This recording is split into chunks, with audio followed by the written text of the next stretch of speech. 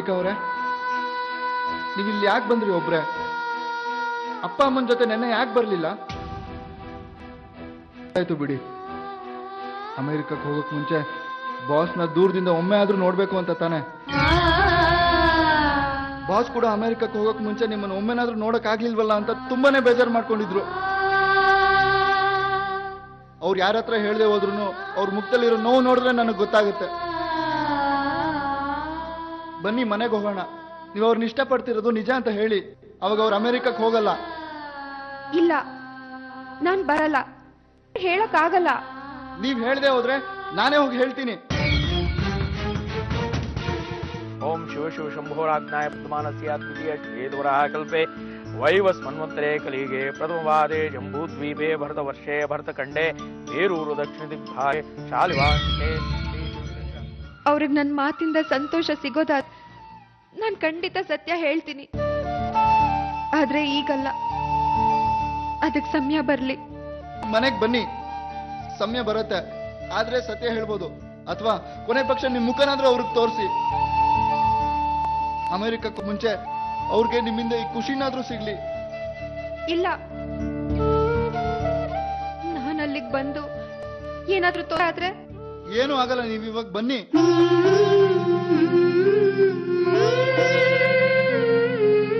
ನಿಮ್ಮ ಉತ್ತರಾಧಿಕಾರಿಯವರ ಹಣೆಗೆ ಈ ಕುಂಕುಮನ ಹಚ್ಚಬೇಕು. ಬನ್ನಿ.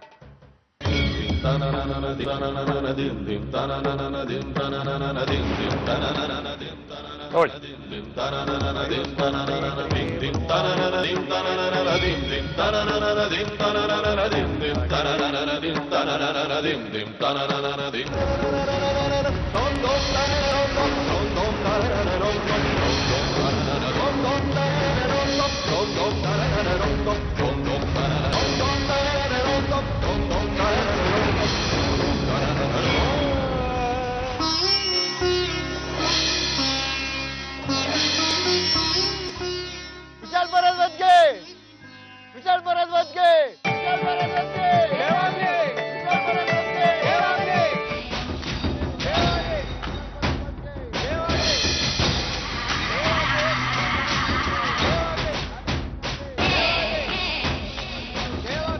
ಅತ್ತೆ, ಈಗೇನಾಗುತ್ತೆ?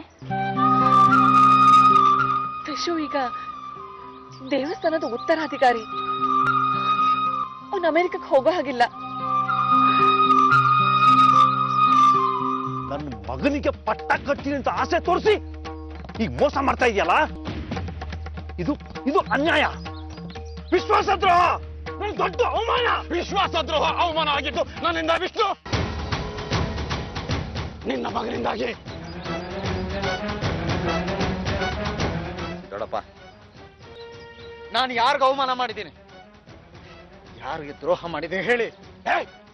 ನಮ್ಮ ದೇವಸ್ಥಾನದ ಪರಂಪರೆಗೆ ಮಾಡಿದೆ. ನಮ್ಮ ದೇವಸ್ಥಾನದ ಬಗ್ಗೆ ಈ ಭಕ್ತರು ಇಟ್ಟಿರೋ ನಂಬಿಕೆಗೆ ದ್ರೋಹ ಮಾಡಿದೆ.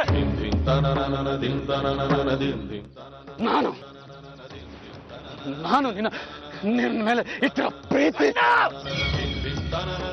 ಏನು ಹೇಳ್ಬೇಕು ಅಂತಿದ್ಯೋ ಅದನ್ನ ನನ್ನ ಬಾಯಲ್ಲಿ ಕೇಳಿಸ್ಕೊಳ್ತಾ ಇಲ್ಲ. ನಿನ್ನ ಮಗನ ಹತ್ರ ಕೇಳು, ನಿನ್ನೆ ರಾತ್ರಿ ದೇವಸ್ಥಾನದಲ್ಲಿ ಏನ್ ಮಾಡ್ದ ಅಂತ ಕೇಳು.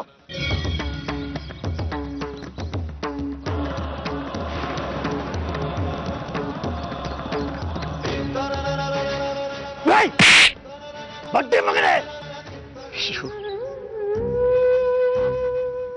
ನೀನು ನನ್ನ ಮಗ ಅಂತ ನಾನು ಈ ಪಟ್ಟ ಕಟ್ಟಿಲ್ಲ. ನಿನ್ನಿಂದ ಈ ಸಮಾಜದಲ್ಲಿ 4 ಜನರಿಗೆ ಒಳ್ಳೇದಾಗ್ಲಿ ಅಂತ ನಾನು ಹೀಗೆ ಮಾಡಿದೆ.